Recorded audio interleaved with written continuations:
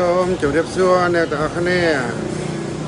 ថ្ងៃនេះខ្ញុំមានយោបល់បន្តិចដើម្បីបងប្អូនធ្វើការពិចារណាអំពីការសិក្សារបស់កូនចៅរបស់យើងជាពិសេសកូនដែលកំពុងរៀនថ្នាក់វិទ្យាល័យគឺថ្នាក់12បើថាអ្នកណាមានសមត្ថភាពឲ្យកូនរៀនមហាវិទ្យាល័យបើថាគ្មានសមត្ថភាពទេ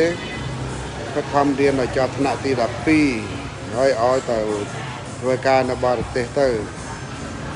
មកពីយើងរៀនថ្នាក់មហាវិទ្យាល័យចប់យើងចេញមកប្រាក់ខែខ្លាំងណាស់10លានបើយើងទៅធ្វើការនៅបរទេស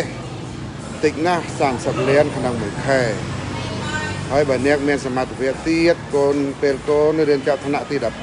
12យើងអាចតាក់ទងជាមួយសាលារៀនរកវិធីដើម្បីឲ្យកូនទៅសិក្សាបន្តមហាវិទ្យាល័យនៅ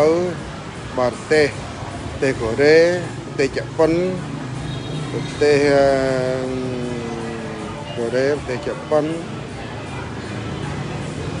ប្រទេសតៃវ៉ាន់ណាពេលយើងទៅរៀននៅកន្លែងនោះគឺយើងរៀនផងធ្វើការបណ្ដាផងគឺមានប្រាក់ខែចំណូលហើយនេះគឺការយល់ឃើញរបស់ខ្ញុំបើបងប្អូនយកខុសត្រូវយ៉ាងណាសូមអរគុណផងសូមអរគុណ